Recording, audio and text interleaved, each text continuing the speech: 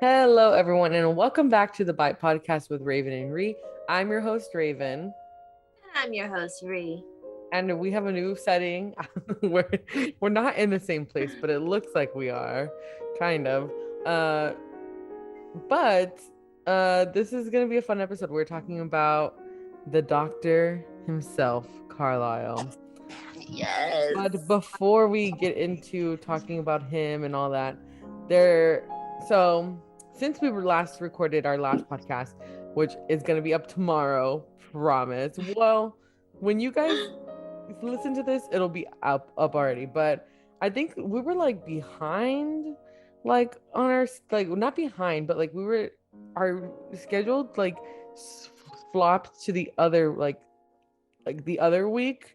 And then so if I posted last week, we would have been like flipped. So then I was like, I was gonna post Friday and it's ready to go, but I was like, I should post it Monday so that our schedule's not like backtrack, like whatever. Because if I posted last week, we would have had to post on the 30th, but we originally were gonna post on the 6th because that's right before FTF. So this is a perfect Yeah. video to go up right before FTF, I think, too. Um, so We're 16 days out.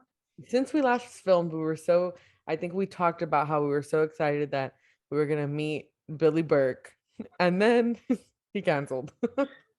He canceled Charlie. Oh, but it's all good.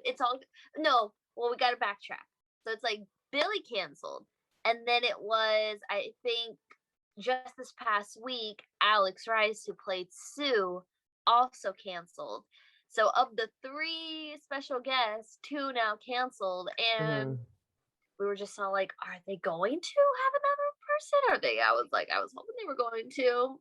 Yeah, And people were complaining a little bit. I saw some people say that like what is even the point of having the VIT if you're not going to have a special guest? In my opinion, I was like, well, the VIT guarantees that like I have options for events and all that stuff. It was like, wait, it's more than that. It's like the galas and all the events. So that's fine. But yeah, I was like kind of okay with it because I was like, like even if, you know, Billy Burke's not going and Alex Rice, then we will, still have fun. Like to me, yeah, I'm more excited about like meeting everyone than like, yeah.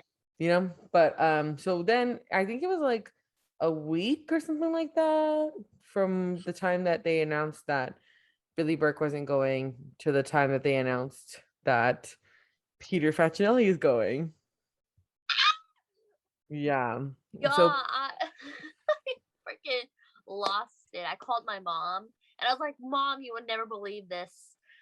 And I was like, oh my gosh, I was like, that's so funny because I back in November and of like November 1st had the opportunity to meet Peter on a Zoom. Well, we had a one-on-one Zoom call and I took a picture with him on Zoom. So I have that picture that I'll post that I'll put on the screen. And then I have I think we had a 5-minute Zoom call. So I talked to him for 5 minutes and I was like, I wonder if he'll remember me, but only because Oh, he does. he said he was like, oh, like he was like, what's your name? And I said, Raven.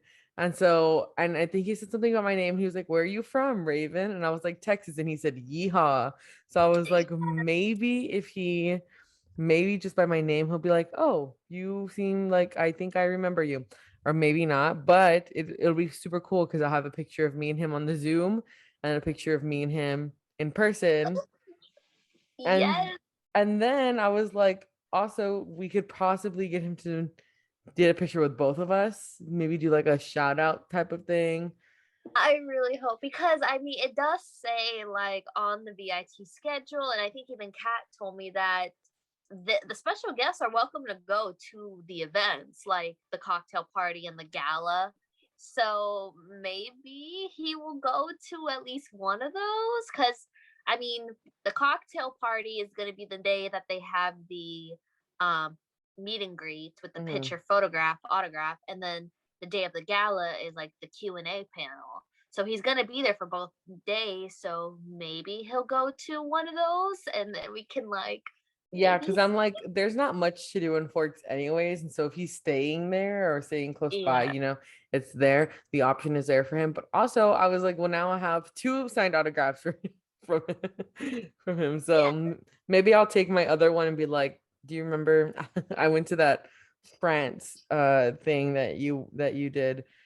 Um, which wasn't super long ago. So Yeah. you never know. Never Um, know. I don't know if we have any up. Oh, well, he is doing the panel, so that'll be exciting. Let's see.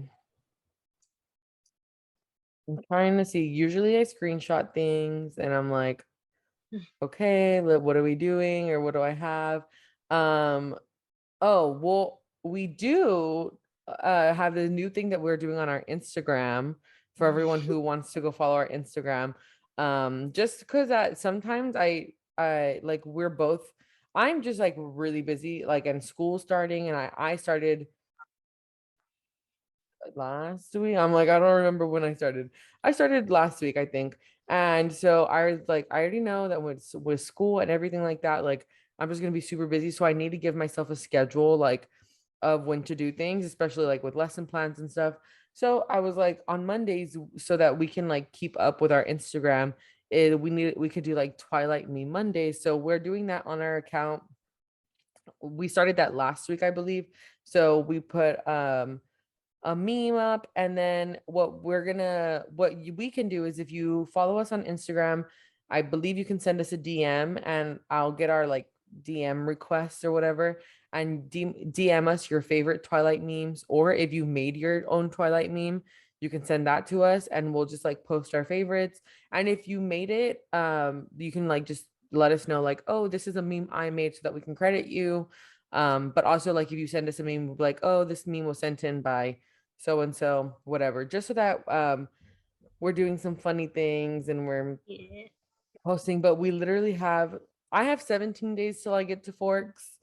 I I have Yeah. well, I have 16 till I'm in Washington, but 15 till I'm in Forks. Yeah. Or no, 17.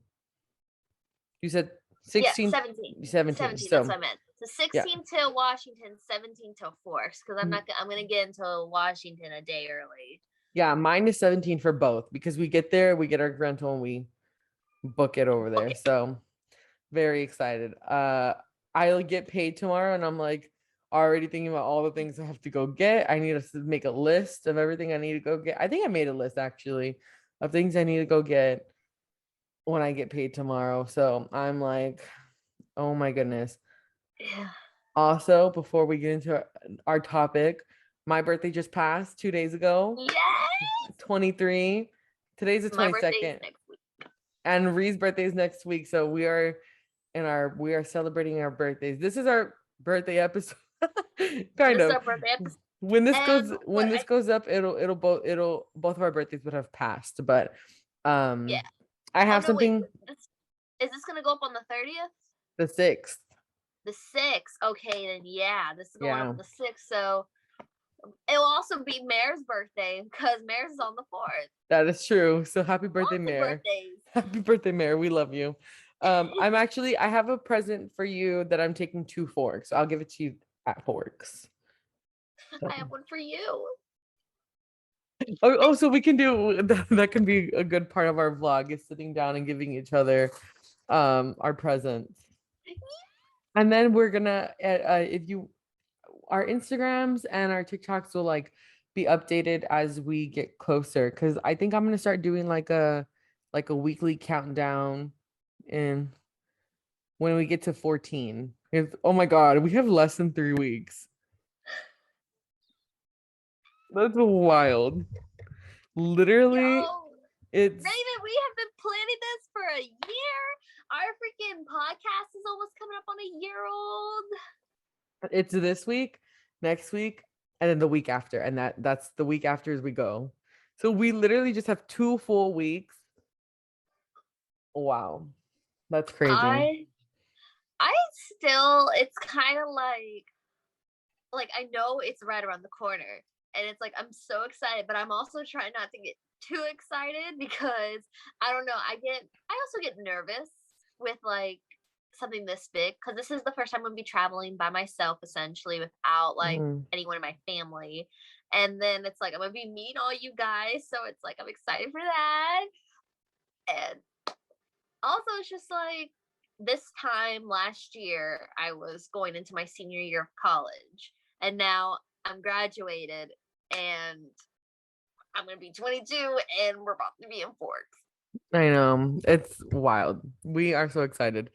Um, yeah, so since this podcast is out on the 6th, look out for next week after this podcast for the week after this podcast comes out, which would be next week, for our vlogs. Just when I'm gonna be just I'm just recording stuff, and then I'll put it together in like a cohesive vlog, like after Forks, probably when I'm traveling or something like that, so that we can put it up Yeah, same.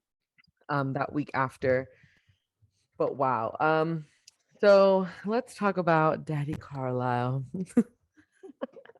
The okay, like I mean, I just love that we went from one Delph to the next with Yeah. MTM. Next year, hopefully they get. Ugh, I would love for Marcus to go. Oh my god, I love him. Ugh. Okay, so before, now that we're talking about Carlisle, I would like to say although he is the oldest in the Olympic Coven, he's not the oldest vampire. And I was looking at a list, and there was a list of vampires here, like kind of the whole timeline, and you would be surprised the people that are older than Carlisle. Well, Obviously, the members the of before, the members of the Egyptian coven, yeah, they were the first. yeah, they're said to be the first of like the vampires.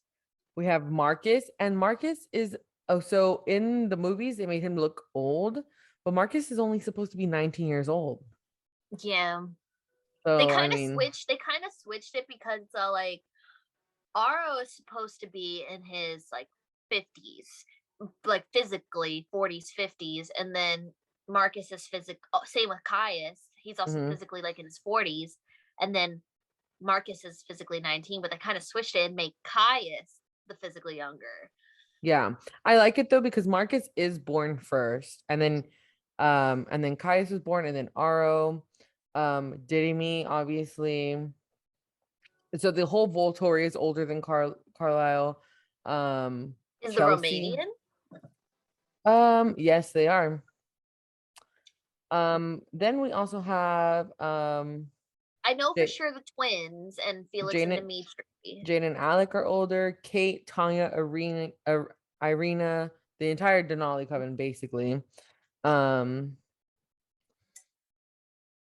even the whole first Quileute shape shifting, the thing happened before Carlisle was even born. Yeah, like and that scene that they showed us in Eclipse where um that the vampires had like got the Quileute tribe and stuff like that, and then they killed that vampire. That happened before Carlisle was born. And this one surprised me, but Victoria was born before Carlisle. She's about 20 years older than Carlisle. Yeah, I thought I saw on like her fan wiki that she was born in like England in like the early 1600s. Yeah, 1663. And it's very surprising because, well, I think of the 1600s and I think like witchcraft and this like witch trials and all that stuff. So it's very surprising to me that she was, maybe she was at some point. I would like to see a story where Victoria was accused of being a witch and ended up killing the town or something. That should have been her backstory instead of like have you read like her wiki? No, I Like, haven't. oh my gosh, so like her backstory is kind of tragic also. Mm, It's like she was born the way her wiki is now. I don't know if the wiki background is the same as the what Stephanie Meyer put, or maybe mhm. it's information that Twilight Lexicon got and someone put it on there. Because Victoria's backstory is she was born to a very like wealthy. It was like she and her sisters were the daughters of a wealthy man and his mistress who was a Mm-hmm. maid. And then they grew up being his maids also, and he was kind of abusive. And then they left and had to fend for their own self. And that's kind of how Victoria was able to get her like self-preservation enhanced, because she was always sneaky and she was always good at figuring out danger. And like Mm. the reason why that how she was turned by her older sister who went missing a year before, because she became a lady of the night. She had a pimp, and in order to provide for them, and she went missing. But she became a vampire, and then she came back, changed Victoria, and then Victoria went with her, and that's how Victoria was in the same coven as Heidi. Mm-hmm. So Yeah, I think I mean we this is also an episode that we want to do, but just talking about the backgrounds of the women and how they're all, pretty chick. tragic and just what that means, I guess, in the terms of Twilight.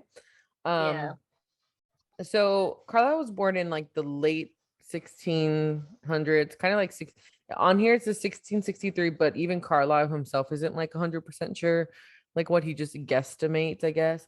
So Yeah. his growing up, I think like his father was a pastor, correct? And his father was also like a monster killer. He hunted vampires and werewolves and witches. So that's what Carlisle did. That was his thing. And the way that he got turned into a vampire was because he was out hunting vampires and a vampire bit him on the hand. Ooh. And then, which means that it was going to be a very slow and like Painful. long, yeah, painful transition from his human to a vampire. I believe he hid in like the sewers, or he hid somewhere. Yeah, I think um it's like a sack of potatoes. yeah, it was like potatoes or something like that, right? Yeah, And because and he then, knew if his father found him that he was gonna die. yeah, and so he he hid in potatoes. And I think even there was something that said that he had a I don't know what made him like decide to like finally like come out. Maybe he was like thirsty or something, but I remember it saying that he like went and like went as far away from people and like went like swimming and like walking through, Oh yeah, I think Edward had mentioned that Carlisle tried to kill himself to figure yeah. out, like, because he didn't want to feed on humans. That was everything against his morals. So it's like he tried to drown himself. He fell off a like cliff. He did everything he could. Yeah, he really did not want to be a vampire, because I mean he was you like brought up to think that that was bad, Yeah, um so yeah, here it says one night he was attacked by a vampire, left to die on the streets, and he knew that he would be rejected by his father and stuff. He hid himself in a sack of potatoes and silently endured his painful transition. So similar to Bella, because although Bella said that she felt everything about her transition, she did not want Edward to feel bad or whatever. So she was in pain and silence, basically. yeah. So they're Wasn't it similar. also like with Bella? Wasn't it like the morphine also kind of made her stiff? Yeah, like yeah, it was. But I mean, Carlisle was very like silent. He did not want it to be, so Oh, he said damn. that he was horrified. He tried killing himself, like we said, and he failed at everything because he's a vampire. But okay, so here it was. It says that he was very hungry. He could not like take it any longer, so he fed on deer. And then that's when he realized that he could avoid feeding on humans. And he made a commitment to stop, to never, ever have human blood and to become a doctor. So he Mm, did. yeah, and then like he swam the English Channel, and then because I remember he had to have came to America during the American Revolution, because I think that's when he met Garrett. Yeah. Because I remember Bella had said in part 2, she was all like, a patriot from when, like, it was like Carlisle's friend or patriot, from the American Revolution, Garrett. So sometime, I don't know when the American Revolution was. That must have been right before the turn of the 17th, or I don't know which war it was, but Garrett said he was a part of any American battle. So, Yeah. Yeah, he did say that. I mean, oh, Garrett, we have to do a whole episode on Garrett because he's just that I man. love him. So after this, I mean, there was like a whole bunch of stuff that happened with the Volturi and all these other covens between this, like, before even Carlisle was born or whatever. Um, but we're gonna skip ahead a little bit. Maybe we can do another episode about the backstory of the Volturi and all of that, because that's like a whole nother thing to unpack. Yeah, Um, all those characters. I know there's literally so many that we don't even see in the movies. I know. I'm still mad Um, about that. I'm so mad we didn't see Chelsea. yeah. So, it said that he went to go live with the Volturi. And I think if I'm mistaken, he left because he didn't agree with their ways, that they would kill people. Yeah, And they wanted him to conform to them, and then he was trying to be like, "There's another way," and eh. yeah. So then he left to the New World. And let me see if I have a time here, because I have this timeline written out. Um So Carlisle was turned in 1663 approximately, and he went to go stay with the Volturi in like the 1700s. Um, Okay, so and then probably continue. he was a vampire by himself for about like almost 40 years. So maybe That's he met Garrett before the War of 1812.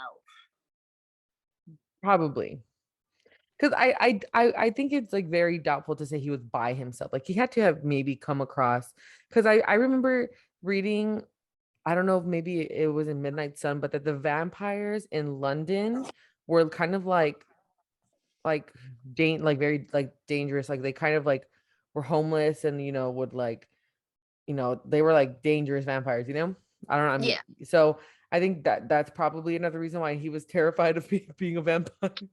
yeah, um they're more wild. so I don't know if it says this, but when he was in the Volturi, he gained the title of Strigoni Benefici. And I'm trying to that means That's where I see a lot of people with this name as their Tumblr handle, and for the longest time, I remember I was like, it was in Twilight, but mhm. I could never actually figure out what it was. So it They can't. means let's see. It means basically that he's a good, like, it means he's a good vampire, because it says that in Italian strega or strigone, and the Romanian strigoi. Like, sorry if I'm butchering this. If there's any Romanians or Italians listening, I'm so sorry. They both still derive from the Latin striga, which is said to mean evil spirit, witch, hag, or vampire. But strigoni benefici is actually implying that the myth is about a group of good vampires. So basically, it just says like he's a good one. Yeah. And I get why they called him that, because he was the one who was like, "We're not gonna kill people, guys," and they were like, "Okay." It's kind of a slur. Oh, It's kind of like them like calling him like something like, like they're because kind of he's like making fun of he's him. because I mean he's technically abnormal from the rest of the vampire clans. To them, they're abnormal. They don't do the traditional vampire way. So yeah, that would probably be considered a slur in their world. Yeah, they were totally making fun of him. They were like, "What a loser you are." for not eating humans.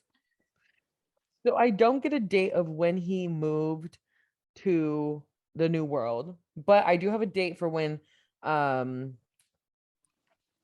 when Esme was born. So she was born in 1895 in Columbus, Ohio, and her full name was Esme Ann Platt. So Yeah. then so Carlisle and Esme first met in 1911, and this is when she was 16. And this was when he's already working as a doctor. And I would like to say that throughout these years that he's like, we don't really have anything about him. He's like moving, going to medical school, like learning, because obviously like medicine has changed so much from like the freaking 1600s to whenever he's like, in Fork. So he's going to school. I think it was said also that he would make like Edward or like some of the other children go to medical school and like kind of like to keep him up to date. Oh yeah, yeah. I think Edward does have a few medical degrees. Yeah, Edward does have a couple medical. Edward could literally be a doctor, but I think that it's supposed to be like he looks too young to even like be Yeah, one. If I because he's was out, physically 17. if I was Alice, I would find a really really good like FX artists and like just turn them into a vampire and let them like make them look older for everyday life. Mm-hmm. So they could Yeah. like they could continue on. Um so let's see. So they met at a hospital after Esme broke her leg falling out of a tree when she was 16 years old. I don't know if at that point he saw Esme and was like, I want her to be mine. Um Yeah, okay. A lot of people have a problem with this because they think that he was already romantically attracted to her. And I know she was to him, and honestly, I can't blame her because when I was 16, I would look at older men and I yeah. would get like, that, but I don't think he was the same unless it does say in the book or in canon that he did, and then that's a whole different story that Yeah, I don't want to I don't remember this, but at this point, Carlisle is 248 years old. he's old. He's old. And he is but if we're talking about like his frozen age, I guess you can say, he's 23. Yeah. And I know, So, yeah, because Esme is like physically the oldest out of them from what I know. yeah, she's like I think she might be like 26 or something like that. Yeah. So, that's when him and Esme met, right? So we have to talk about Esme a little bit to get to like her and Carlisle. But Because that's his basically, soul date. yeah, at this point, I think Edward has already been turned into a vampire by the time that because Edward was turned in 19. He was an 18. So if this Oh, was 1911, then this is 7 years before he met Edward. okay. Yes. So we have to talk about a little bit about the other ones to get to like to Carlisle, right? Mhm. Um, and in 1917, Esme was 22 and she married a man named Charles Evanson. He was abusive towards her, which we can get into We'll that get in. in I have a enough. lot to say when we get into that episode. Yeah. But he did leave to go fight in the World War I, Charles Evanson. So she was kind of free from that while he was you know, Yeah. there. In September of 1918, there was a Spanish flu epidemic going around, and it killed Edward's father and Edward's mother. But Edward's mother knew that there was something different about Carlisle and asked him to save her son. She wasn't sure like what was wrong. Like she didn't know that he was a vampire. She just suspected that he had like special talents or gifts or whatever. And so then he did in in hopes that he could start a family because Yeah. he was He had been longing. alone for, yeah, he had been alone. He wanted a companion. Yeah, it was almost 250 years at that point that he had been alone. Probably about 250 years cuz let's see, 1918. and he got turned in 1663. Yeah, so he's 255 years by himself. And the times that he was with other people, they didn't like have the same views as him, I guess. Yeah. Is it safe to say that Carlisle has never had a drop of human blood?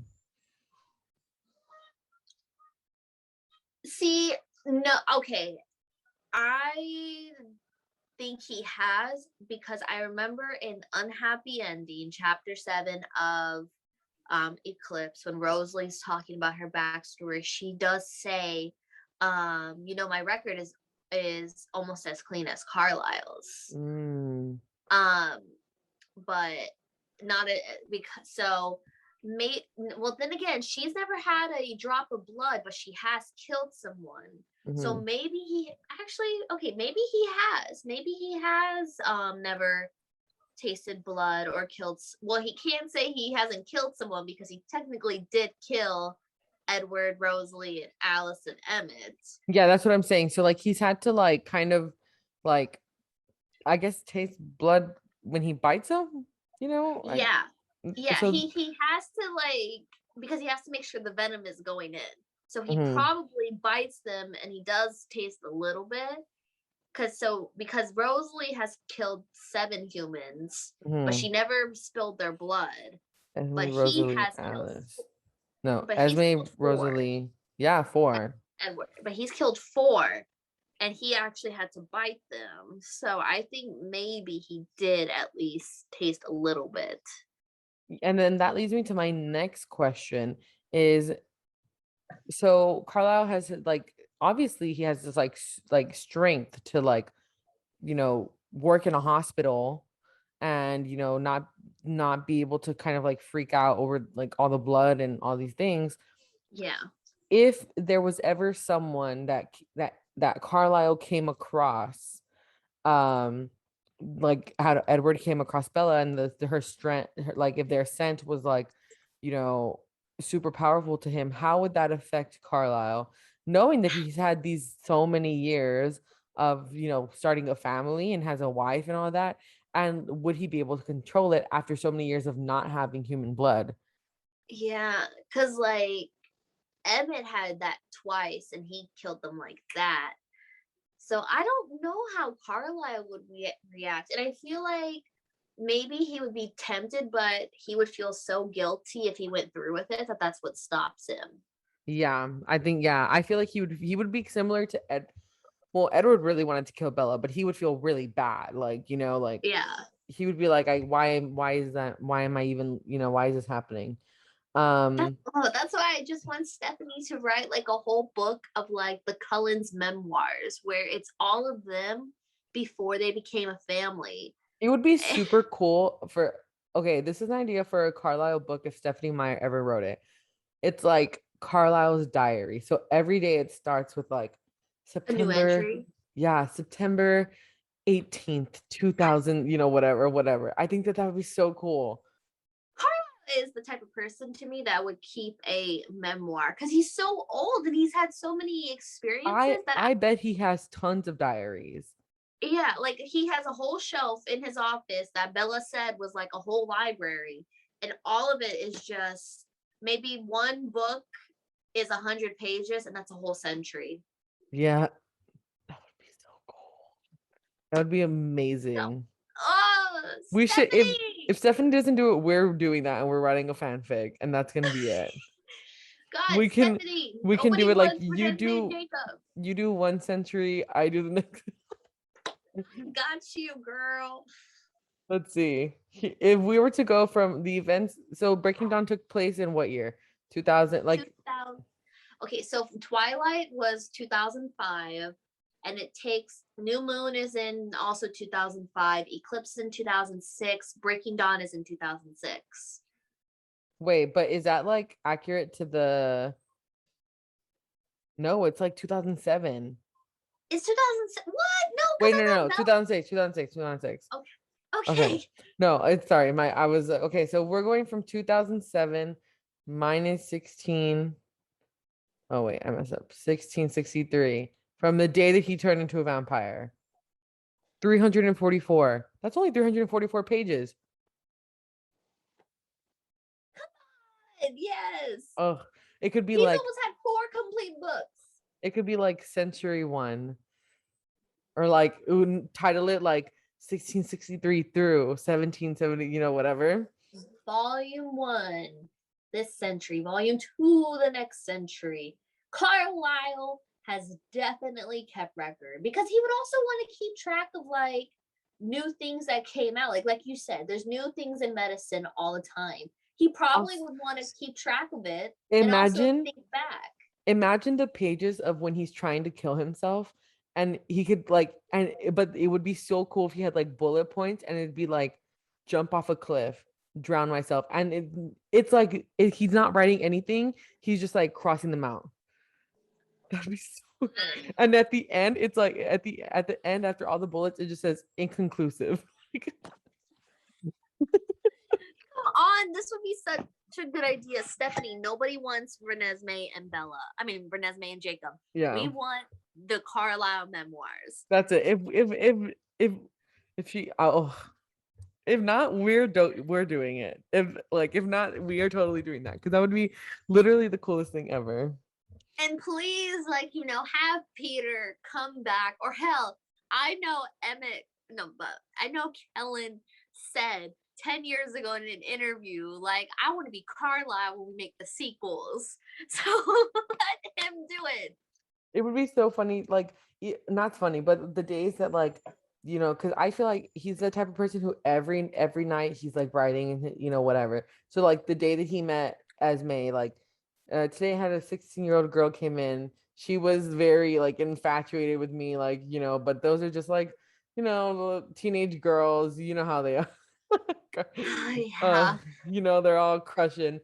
And then it'd be so cool if the day that she got married, he put like saw so and so in the paper today. Turns out she got married or whatever. Imagine. Oh, and then so something that I see. So something that I see a lot after, since we're talking about Edward, Carlisle turning Edward and wanting to start a family, on TikTok, is people saying like, why does he want to start a family? Like they assume that he would have no paternal instincts because he's 23. But I disagree because I think that people in that time would start families like super early. Like they Oh, would be like teenagers, or like they would be young and start yeah. families. So if anything, he's Because, a little old to yeah, yeah, because back then it was normal for their lifespan to be between 40, 50 years.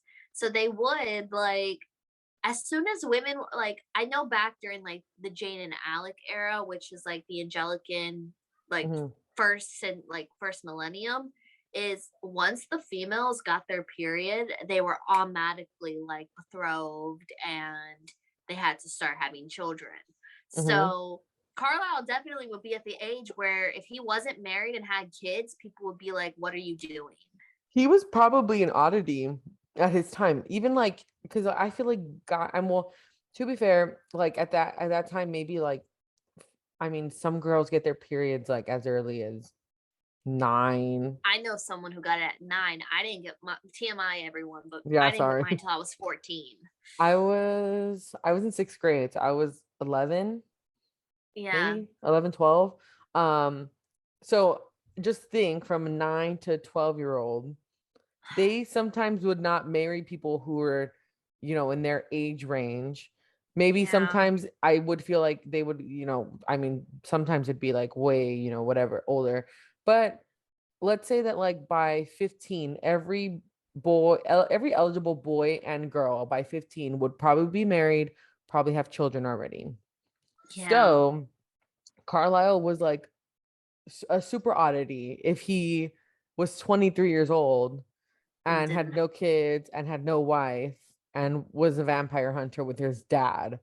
And that's another thing. I feel like his dad, who's a pastor, would probably also at that time would push him to find someone.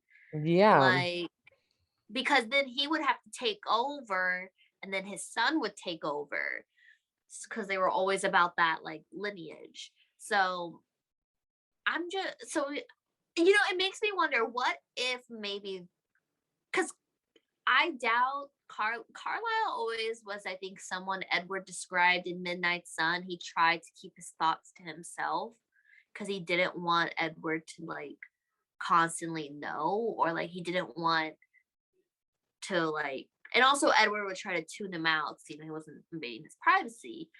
But it makes me wonder, what if maybe we don't know it, but what if Carlisle did have someone, or a family Yeah. before, but he couldn't go back to them? Well, so here it says that in the 17th century in England, it was about 12 to 14, 12 years for women and 14 years of age for men. To get So married. to get me like, yeah, to do all of that. And then also it says also here like the oldest that they would kind of do that is like between 17 and 21. So like So he was already 2 years over. So they're like, maybe we don't know if like maybe they had a marriage lined up. We don't know any of that, you know. yeah, But that's why to me it's like it makes sense for him to have these parental um like like instincts, because he at that time would have probably had kids and a wife, you know. and maybe he had siblings and he had to take care of them. So that's Yeah. another thing. Okay. So he turns Edward into a vampire, thus form the Olympic Coven, which is just him and Edward. Um Then in 1919, so what's his face, Charles, Esme's husband, was gone for like 2 years for the war, but he came back in 1919. And then Esme gets pregnant by 1920, but then she ended up leaving her husband because he was abusive. And she wanted Um, something yeah, better for her child. yes. Then uh Esme does give birth. I was under the impression, did she not have a stillborn? No, she gave birth to her son and then he caught a fever 3 days later. And that's Okay, what killed him. so he was only 3 days old. So her Yeah. baby, after she gives birth, her baby dies, and she tried to commit suicide by jumping off of a cliff. Um, she survived though, but she was like dying, you know. Yeah. Um, and then she was brought into, for Carlisle to take care of her. And Carlisle decides in that moment, I think he realized like, oh, this is like the girl that I, had helped. I'm pretty sure he realized that that was her, turned her into a Yeah, I think he vampire. recognized her. Turned her into a vampire, and then they fall in love, and she joins the Olympic Coven. So that is where we are at so far. So this is in 1921. Oh, we also have to, okay, correct me if I'm wrong, but didn't sometime after he changed Edward and before Esme, Edward and Carlisle ran into Siobhan and Maggie? Because I remember Midnight Sun, but I can't remember if it was before or after Esme came into the picture. I thought it was before because Edward had said that it was years after the incident with Siobhan that he had, Had left. he had rebelled. So here it might have been after, because here it says between 1921 and so 1927 to 1931 is when Edward was gone. Okay. And basically Edward left Carlisle because he kind of realized, that like he at that time he thought that Edward was, or that Carlisle was like oppressing him Yeah. from like his full potential, because he read Chauvin's mind, and she was how is she getting this kid to like follow him, and like he would be so Yeah. much more powerful and like all this stuff. So He's keeping him from his true nature. yeah, basically. And then I also thought it was super cute. This is not in the timeline I have here, but we find it out in Midnight Sun that like Carlisle would like have Christmases with Edward. Oh my God. When I read that, I actually kind of started crying because I was just all like, I thought about when was the last time that he had a true Christmas. Yeah, literally. Could you Um, imagine them decorating the tree together? I cannot. Also, what or do we know Carlisle was Catholic? Yeah, he was Catholic. I Catholic. think he was Anglican, but that's also a denomination of like Catholics. I think he was. Uh, Wait. Okay, let me look it up because I thought his dad was an Anglican priest. yes, he was. Um, it was Yes, I just searched. It's Anglican. okay, which is still part of Christianity. It's just they. I forget what's the Okay, like I really don't understand the differences between Anglican, Baptist, and all that. But I just know that they all stem from Christianity. Yeah, basically, there's a lot. So if we kind of look at it like us, I'm very into, and I have this on my phone too. I'm very into like certain like religious timelines because a lot of these things kind of stem. So between 2300 BCE to 1500 BCE, there was Hinduism. Uh, from 600 to 500 BCE, there's Judaism. Then you get Buddhism, Christianity, Islam, and so Anglican is between, I think, in the Christian era, if I'm not mistaken. And Yeah, obviously before the Hinduism, I think like they had paganism and all that yeah, stuff. yeah. I just know that like they were. I know England is majority Anglican because I watched like The Crown, and Hmm. like the Queen of England is head of the Anglican Church, so that's like their main um diminution. Same Yeah. with like yeah So 2 years after Edward came back to be with Carlisle and Esme, that's when Um, in April of 1933, we get Rosalie joins the family because she had, some tragic thing. I don't want to get too much into it because we have an episode yeah planned for that, but basically she was assaulted very badly, and then left for dead. Carlisle basically smelt because she was bleeding out, smelt her blood, and followed that, got her, saved her, turned her into a vampire. Um, But his reasoning kind of gets me like, really, Carlisle? Yeah, so his reasoning was so he saw her and he was like, "Well, I feel like he would have saved her either way, but Yeah, there was another agenda." And I think he went in it with the mindset like maybe she could be a good mate for Edward because Edward was lonely at this point. yeah. He's a 17-year-old boy. He's has 17-year-old feelings, so that's that. Then in 1935, that's when Emmett was brought into the family by Rosalie. And Emmett just took it with a grain of salt, and he loved it. That okay, that's the thing is I have we can also get into this into another episode, but my thing with Emmett is like he embraced his new life, all that, but it's all like he have like sisters and brothers and a whole family, and it's like I want to know like did he at least maybe go and see if they were okay, or did he just I don't know. Like leave them. I can't see Evan as someone who just forgets his whole family, especially because he was also like in his 20s, and he Mhm. probably would have been like the head of the house, having to take care of all these siblings. Yeah, I think it might. I honestly, it just depends on like what rules Carlisle had for them. I guess maybe that Yeah. was like his thing because we do see in Life and Death like when Bo gets turned at the end, like they, Bella's dead. Yeah. And Um, didn't in Midnight Sun, didn't I don't know if it was in Midnight Sun and in Twilight, didn't Edward say that Carlisle made Emmett and the family go to the funeral of the person he had killed without thought because they were his blood singer? yeah, I also well, yeah, because that's what I was gonna say that maybe because obviously if he were to just go missing, his family would look for him. So they probably had to find like another hiker and fuck him up. Yeah. I'm like, I don't You're know. right. They had to I get mean, another. look at what they did. Look at what they did with Bo. Yeah.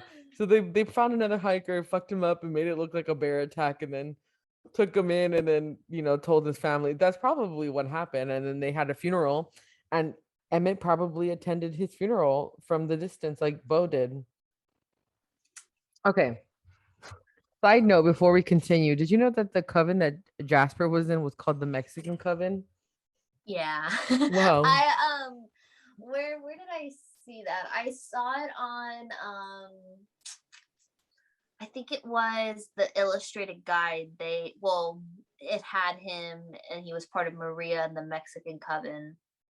Wow. What a That's crazy. Okay. So after Emmett was turned and joined the family, shortly after in 1936, like right after, because they probably had to leave from wherever they were at. I think they were in New York because we know that Rosalie was turned in 1933, and they were in New York. Then they moved. Emmett, where was Emmett born? Do we have that? Hold on, I do He's have. from Gatlinburg, Tennessee. Oh, so they moved from Gatlinburg, Tennessee to Forks, Washington. So they're literally everywhere. Well, you know what we need? This would be okay. I'm gonna cut this out, but this would be a really cool idea for a merch is a road map showing everywhere that they've gone that we know of, and So it's cool. and we could sell like a poster. Oh my god, that poster idea, I would have that on my wall. Literally, it's like Yes. the Cullen roadmap, and we could go from from I we can look at the timeline and just do our best to mark everywhere that they've been, and I think that'd be really really cool. Yes. I love that idea. Okay. Okay. Okay. Back. So they go from Tennessee to Forks, and I have the date here in 1936, and that's when they made the treaty with the Quileute tribe. Um, so I don't know if they went after. Um, Oh, okay. Well, I'm not sure if it was no. I got that wrong. Okay, because yeah, I got that wrong because I got that timeline. I was about to say I thought they went to Alaska, but no, they were in Alaska before they came back to Forks. I feel Mhm. like I feel like maybe they were in Canada. I want to say they were somewhere in Canada Oh, for Emmett. after they left Forks after the first time. Oh, okay. Probably or Alaska. One of because they go back and forth. Yeah. I have a And they date. try not to stay in Alaska too long because I think Edward had mentioned that all of them with the Denali's kind of sparks a little too much like suspicion. So they probably wouldn't Yeah, have been there too long. yeah, they probably just go for like I would say maybe a couple months or something. Yeah. It's like I want to say that that's kind of like their home base a little bit because it's like that's like I feel like that and Forks is where they like frequent, Yeah. most. So then after Alice and Jasper joined the Olympic Club in 1950. 2 years after they ended up joining each other and being together. Um, then let's see. They finally move. Oh, go. Don't close it all the way so that it doesn't. Okay. Um, they end up moving back to Forks in 2003. Back to Forks in 2003 after almost 70 years. Um, they moved back, and Rosalie and Emmett and Jasper started high school as sophomores, and Edward and Alice began as freshmen, which is like Okay. Okay. I mean, I get it with Rosalie and Jasper because they're supposed to be twins. Yeah. So, but then And the I guess, movies didn't even do that. I was like, what the hell? yeah. Um, let's see. Where am I? You know, for the longest time, I did not know Jasper's last name because I had only ever thought of him as Hale. But then it wasn't until I rewatched Eclipse, you know, during the pandemic that his name was Whitlock, and I was like, what? Yeah. Um, how funny. So in the fandom wiki, you can like edit it. Like people can go on and edit it themselves. And whoever edited this one put he is the hottest character in all of Twilight. I've been seeing a lot of people with making Jasper edits on TikTok with the new Renaissance, and people saying he really was the hottest. And I mean, Jackson Rathbone is a very attractive man. Yeah, he is. I loved him in Criminal Minds. Forgot that he did that. Um then let's see. So they move. So the presence of the this is what I think people have controversy about this. So when they move back to Forks and Carlisle, what a sweet man. He has the audacity to call Billy Black and tell him, "Hey, it's me, Carlisle Cullen." And Billy Black was an asshole. He was so mean. He He will. kind of like, yeah, I saw, especially on Tumblr, when before I like left Twilight Tumblr, I saw a lot of debate on this with that phone call. Yeah. So he called.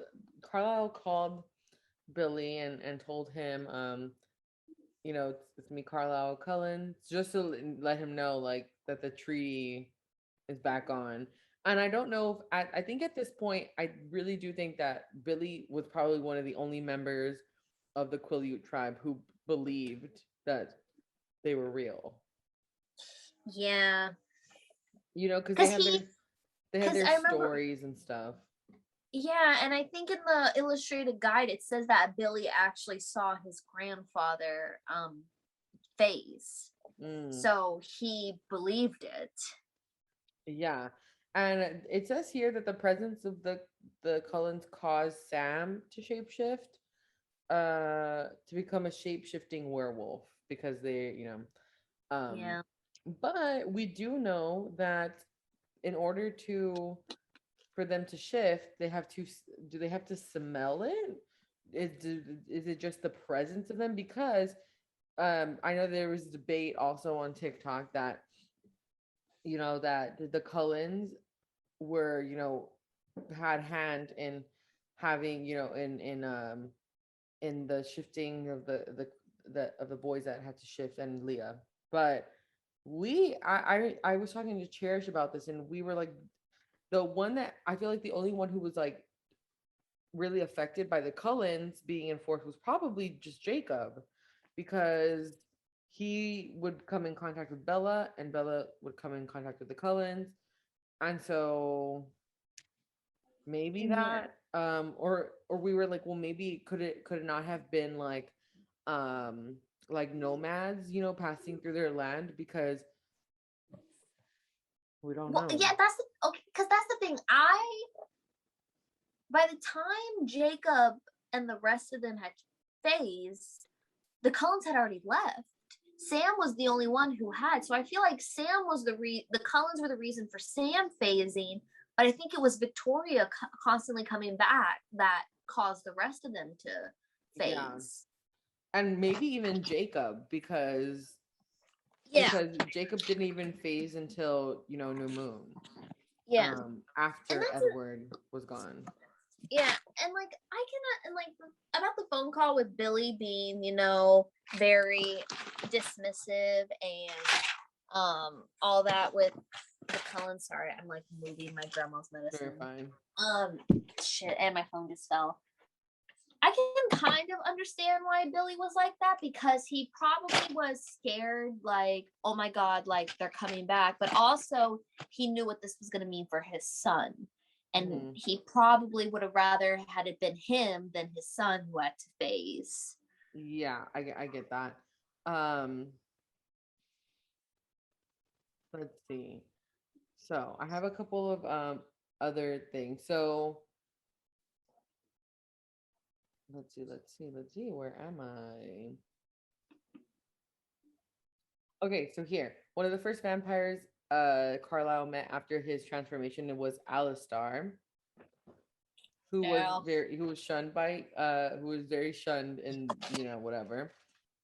But since Carlisle was alone for so long that um he was able to get Alistar to respond, because apparently, like, I guess he was just very, like, to himself. Yeah. Okay, so here says Carlisle worked in Columbus. That's where that's where he met Esme, in Columbus. Was Edward Where was Edward born? Edward was born in Chicago. He's from Chicago. Oh. So he had to went from Ohio to Chicago and then back to Ohio. But then again, maybe not Ohio, because I thought Esme left Ohio. Oh, that is true. She did. Maybe she moved to Chicago. Yeah. That's something that we need to... Yeah, that's another thing. Like, he went from Ohio to Chicago, and Esme at some point had left Ohio. So either she went to Chicago or she just so happened to go to the place where Carlisle and Edward were next. Okay, here. It says Carlisle and Edward after New York moved to Ashland, Wisconsin, where Carlisle smelled the blood of a familiar woman that was taken to the hospital morgue, believed to be deceased, but it was Esme. So in Wisconsin. Okay. So this roadmap is starting to need to be a thing. Bro, we're gonna look like that one meme of the guy from that one like show where he's like got the cigarette and he's pointing at all the freaking things. Yeah, that's gonna be us. Okay. Let's see. They moved to Forks. He, so they went from Chicago to there to Wisconsin, you said?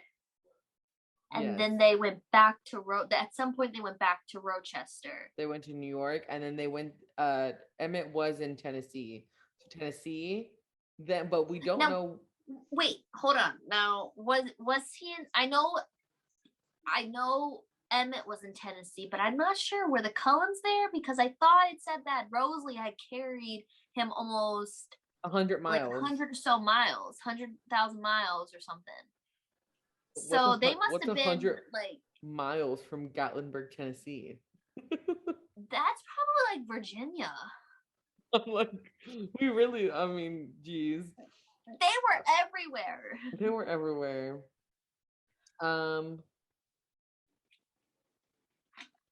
Let's see.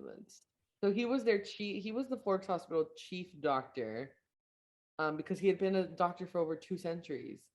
And he has a black Mercedes S55 AMG, which I don't, That's a nice car. He got the Benz.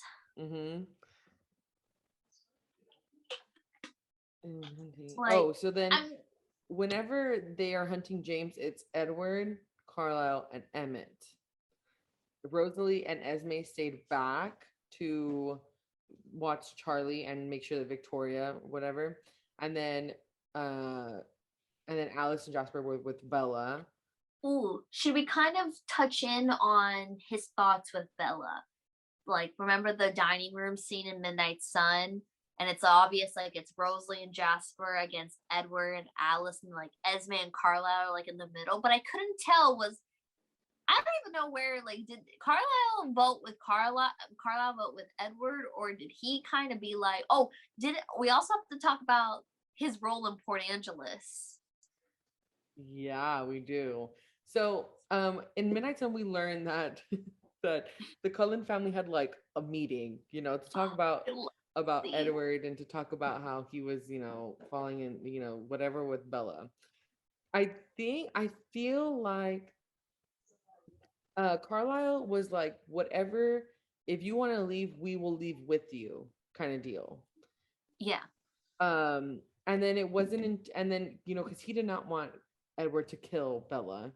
um they had a life set up there, and she was like she she has a father that cares about her and stuff like that. Yeah. And then I think that it wasn't until he realized that Edward was in love with Bella that he was like, ah, I see what's happening here. So I think he was always just like, Edward, whatever you want, Yeah. when Edward decided to leave, I do remember Carlisle telling him, like, Esme's gonna be upset, and he was like, well, But I kind of, okay, I know Carlisle would be that dad who was like, I love all my kids equally. But down inside, I think Edward is his favorite because that was his first. Yeah, So I think, like, even though he said like Esme would be sad, I think he underlining is trying to tell him I would be very sad. yeah, and Like, he even asked him, like, how long will you be gone, and he was like, not sure. But Edward left, and I then, as Edward is like doing all his, like, stalkery stuff, and that whole thing happened in Port Angeles with Bella and the guys who were trying to assault her. yeah, um they Edward really wanted to go back and kill the guys, but yeah. Carlisle was like, no, like, you don't want this on your conscience. So I don't know if you want to explain what Carlisle did. So he drops Bella off, and then he goes back to Carlisle and tells Carlisle everything, and like, it's like you said, he's like, I want to kill these guys. So Carlisle and him were like, no, but I have an idea. They go back to Port Angeles. They don't drive. I think they both drive there, but then Edward drives back to Forks. Carlisle's Yeah. like, you head back, I'll handle this, because he had to point out like who they were, where they were, what they were thinking. So Mm-hmm. Carlisle, I think he sees the guy in a bar or something, and he Mm-hmm. kind of gets him drunk, or waits till he's drunk enough, and then he takes them to the freaking like police department, or he sets him up with something and Mm-hmm. incriminates himself. So then the guy is taken and doesn't have a clue, and he can't identify Carlisle because he's so out of it. Yeah. And so, yeah, so basically, like, he got this guy, these guys. And I remember Edward saying that he saw the guy's face on the news or something like that, or someone had saw the guy's face on the news. Yeah, so he had a record. They were looking for him. Yeah, so he's such a smart guy. Let's talk about his looks a little, because he's super handsome. He's described as looking like a model. He's supposed to have collar length blonde hair, 6'2", a well-toned medium frame, gentle eyes, and um that he's described to look like a movie star. And Charlie also said that a lot of the nurses could not concentrate on their work when he was around. Um, but Carlisle is a married man. He has only And sight and for he's a devoted. yeah. Also, it says that he's supposed to have a little bit of an English accent from his youth. Yeah, I mean, I don't think it would be a strong accent because he's so old, and he's been gone from um England for so long that I don't think he would have the accent, but it would still be there. Which is why I was really hoping, like, the rest of the Cullens would have like their origin accent, because Esme would have a northern Midwestern. So would Edward, because Chicago. Rosalie would have a New York. Jasper and Alice and Emmett would all have Southern. So it's all like Mm-hmm. I feel like theirs would be I want to more. see. I'm gonna make an edit and we'll post it, and I'll post it on Instagram. But I want to see all of the Cullens as like how they would look in their time, because well, we get Rosalie a little bit, right? And we We get get Jasper. and we get Jasper, but we don't really get Edward. We don't really get Carlisle. Well, we get a little bit, but we get his from his time in like with the Volturi. We don't get Yeah. Esme. We don't get Emmett, which he's from Tennessee in like not a very good time of history either. So I'm Yeah. like, well, Yeah. and we don't Neither and is Alice. Like Alice is also she's from Biloxi, Mississippi in 1920. yeah.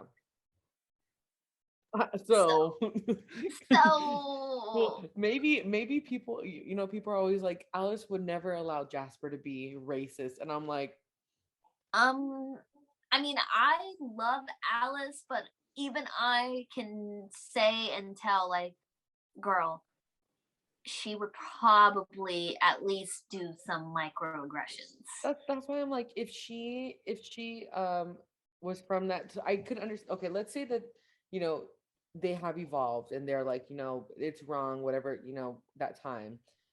But people are that's why I'm like, well, maybe she would be able to forgive him for like his past, because maybe she didn't have the best past either, Yeah. because Mississippi. And then also she was different. It's also, you can also tell from like her family upbringing that like they thought that because she had powers when she was human, and they thought she was crazy and put her in a mental hospital, Yeah. so I mean that's also very telling of that time and place. And the fact that like it wasn't uncommon for families to say that their child was dead when they committed them, because I mean Alice's headstone has the year that she was committed as her death date. Yeah. um so we know that most of the people in Carlisle's coven, the Olympic coven, have powers. That's why they're called the Olympic coven. So Edward can read minds, Alice can see the future, has his like little mood voodoo stuff, Emmett is super strength, Esme we know is like she doesn't have like a power that like you can, but I guess it's like her care, like her like she's It her maternal instincts and like her passion for love is more enhanced. yeah. And then Carlisle's is compassion, motivated self-control. That's like kind of his superpower, I guess you can say. Yeah. Um, And we then got Bella, who's a Bella's a shield. shield, yeah. Um,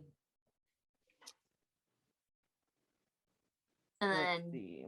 Renesmee is a bundle of powers because she's got like two. Yeah, she's like crazy. I wonder. Ooh, food for thought.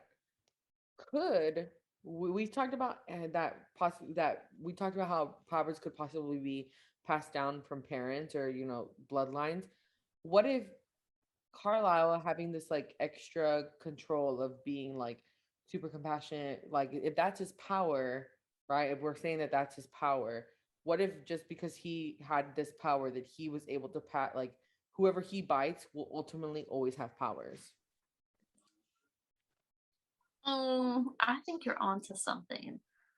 You know, And it just when we talk about Carlisle's power, I can't help but think of the Jimmy Kimmel interview with the Eclipse cast when the movie came out, and like Peter is just so like, yeah, I mean he's got compassion, but that's not really like a thing. Like you can't just smite the Volturi with compassion.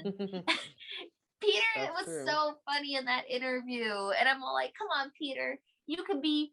You know how you see the good in everyone. They could be the worst person in the world. You didn't want to kill James. Yeah. So that's what I'm saying. So like compassion and his like self control is like his power. So what if he has like magic venom? I don't know, Like if since Edward has the power, if Edward were to bite someone and turn them into a vampire, would they also have a power? Questions. Stephanie. What is it? Tell us. I don't know if maybe they would have a power, but definitely maybe something from their human life would be enhanced, because she kind of made it canon that things from their human life get it more enhanced when they become a. Because I think Edward had said that as a human, he was always kind of aware of what someone was thinking and was able to tell. That's true. So yeah.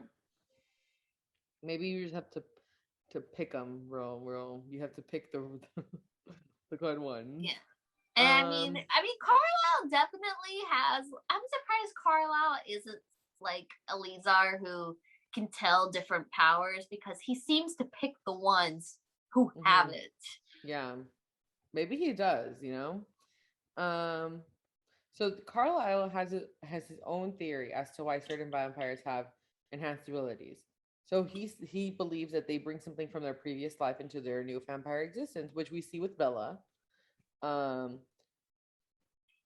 He says after 300, it says here, after 300 years of practice, he's no longer tempted by the scent of human blood. He's able to, that's why he's able to,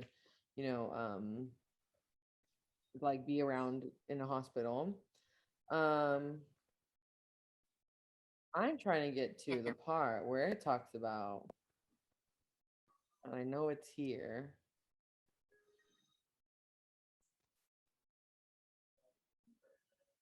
We see Peter. Okay, maybe it's not here. Let's see.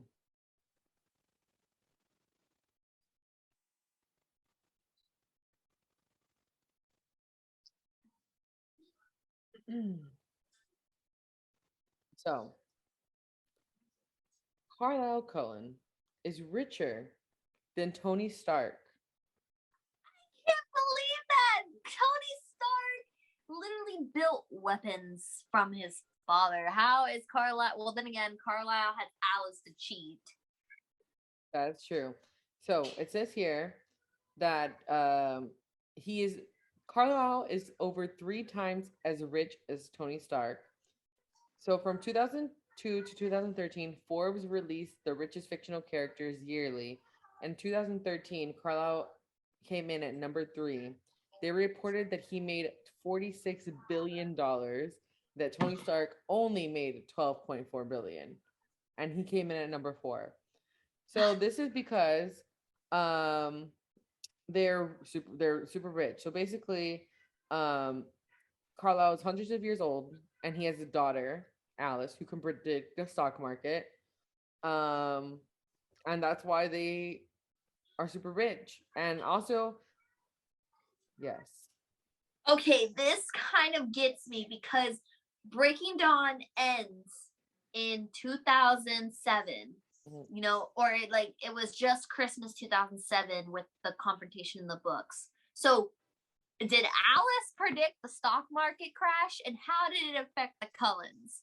Yeah, I bet she did, and I bet that they were okay, because she was able to figure they maybe had to pull their money out and put it like in a.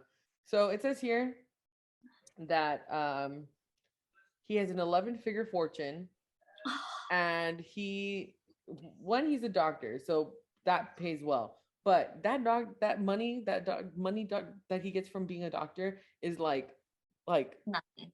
Throw it in the trash. It's nothing compared to how much money he has. The fact that he's not my sugar daddy is kind of disrespectful. Literally. And it was my birthday and your birthday. So Carlisle, come through. Come on, you gotta treat us. He bought Esme an island. Literally. So it says here that he has over 300 years of interest on his account. Which how the heck do they not clock that? Exactly. Okay, this is what I want to know. How did they not see his name and be like, wait a minute, that name's been around for a while? I would say maybe, just maybe, it's like a thing where they think that it's like a family member who has passed it on to a family member of the same name. You know how like people always name their kids after them? It could be they think that, which would be smart, Yeah. He's like the 5th Carlisle Cullen. It is written that he is an early backer of IBM, Apple, East India Company investment. No. Is that okay? Is that canon? I don't know, but it said that Stephanie had that's what it is. That if Forbes wrote that about Carlisle. So where are they getting this from? It has to be Where do from you get for your Stephanie. information, Forbes? I You telling me that my man's Carlisle Cullen has a thing in my iPhone? He's the reason it exists? he was an early backer, it says. So it says that the Cullens don't have to use their money for things other than travel and upkeep of their several estates and properties. Since they don't need to eat or drink, they don't have to spend money on food or water. Um, and that Alice Well, does splurge on anything designer, so they spend money on that. I mean, and the fact that, and it makes me, okay, they obviously don't get jobs, do they? They probably can't. Even though I totally see Rosalie as someone having her own garage. Mm-hmm. They don't get paid, but I'm sure that Carlisle has given them money, or Yeah. maybe they can get job. I can see like Emmett, Rosalie, Jasper getting jobs. Maybe not Alice and Edward though. I think Esme would, but well, Esme is like an architect, so I feel like she would design. I could see. We do have an episode about jobs that we think that they would have if they were not attending high school. So that's an episode that we want to have too. Maybe we'll do a poll or something. Like I'll like make a list, be like, okay, guys, we're gonna do a what episode do you want next? Yeah, and it's like I can see Rosalie, Jasper, and Emmett having like jobs that are kind of like careers, but not Alice and Edward because they're physically younger than everyone else. So they would all like no one's gonna hire them for like a full-time career because they're gonna get suspicious after a while. Yeah. And we do know that Bella was super like uncomfortable talking about, you know, like their money. And I don't know if it was is this did this happen? I haven't read New Moon in a long time, but did Edward give Bella money? Yes, so in a New Moon outtake, it was an outtake that never actually got into the printed release of New Moon, which I really think they should have kept because I think it kind of just shows that like the Cullens and like their money state, but also Bella as like her personality and how she doesn't accept that type of stuff because he sends her a duffel bag or a package and it's full of money and it's to pay for her college tuition and she was gonna chuck it through the Cullen house window and I can't remember what she actually did with it. I think she took it back to the bank and was all like, I don't want this, put it back in their account or And because she did it out of spite because she was pissed at him and she was all like, I ain't gonna let you pay for my college tuition after you left me like this. Queen. Exactly. And yeah, so he's just this rich doctor, immortal doctor who buys hot. His wife islands. And he's hot. That's gold. And he's hot. Yeah, and he's a DILF and king. Yeah, literally. I also read that he at some point was a college medical professor. So that's that. I mean, that's the rundown about Carlisle Cullen, guys. We get into your segment. I have said on the podcast before that I have a problem, guys. I have a very bad problem with buying books and then just to look at them. Don't tell me that because I'm in the same boat. Yeah. And buying books and reading them are two different hobbies. Yes. And I think I like to read occasionally, but buying books is my favorite thing. So I went to Barnes and Noble, and I had promised myself that I would not step foot into Barnes and Nobles until I finished reading the books that I got last time. But obviously today I had to go do lesson plans with one of my coworkers, and she chose Barnes and Nobles. So I walked in and And no less than 5 seconds of me walking in, I see a book and I was like, I want it. I picked it up. And then she was like, "You're gonna get that?" And I was like, "Yeah." She's like, "Oh, have you read it? Like, you know what it's about?" And I said, "No." I was like, "I will know right now, but I want it." But first, I got these really cute like moon poem thingies that you stick on your fridge. So cute. It's a I poet, love yeah. those. Okay, so my first book. This is the book that I walked in. It's called Beheld by Tara Shea Nesbitt. I'm 100% sure that this is about the Salem witch trials. Yeah. Oh, well, okay. It's about let's see. Mm, yeah, it is about, you know, it is about the Salem witch trials. I'm pretty it's just about like oh, so it's not about the Salem witch trials, but it is about the first murder after the Plymouth like pilgrims came. So about their Oh, first murder and trying to like figure out, I I guess, love those type of yeah, books. the I love history and stuff murder like that. So mysteries. that was the first. This is the book I picked up, and I was like, I need this book. So I got that. Then the second book, let's see if I have them in order. One, yes, okay. The second book I got was called, ugh, the sticker, I hate it. I hate the stickers they put on books. Okay, it's called Vampires, Hearts, and Other Dead Things. I love that cover. That cover is so pretty. Yes, and it's by Margie Fuston. The back says you can have a heartbeat and still be dead. Oh, oh my gosh. I So it might have says to get it's this. I'm gonna read it. It says Victoria and her dad have shared a love of the undead since the first vampire revealed his existence on live TV. Public fear soon drove the vampires back into hiding, yet Victoria and her father still dream about finding one together. But when her dad is diagnosed with terminal cancer, it's clear that's not going to happen. Instead, Victoria vows Nessie, stop. She's trying to call the kitten, which is asleep right here on the thing. She's calling him to go eat is what she's doing. Um, Victoria vows to find vampire by herself so that she can become one and then save her father. Oh, This is gonna make me cry. I already know it. I have a feeling that's gonna make me. Oh, I'm you already guys don't know crying. how that is. I'm already crying thinking about it. Armed with research, speculations, and desperation, and helped by her estranged best friend, Henry, Victoria travels to New Orleans in search of a miracle. She meets Nicholas, a mysterious young man who might give her what she desires. But first, he needs Victoria to prove she loves life enough to live forever. She agrees to complete a series of challenges from scarfing sugar-drenched beignets to singing with the jazz band, all to show she has what it takes to be immortal, but truly living while her father is dying feels like a betrayal.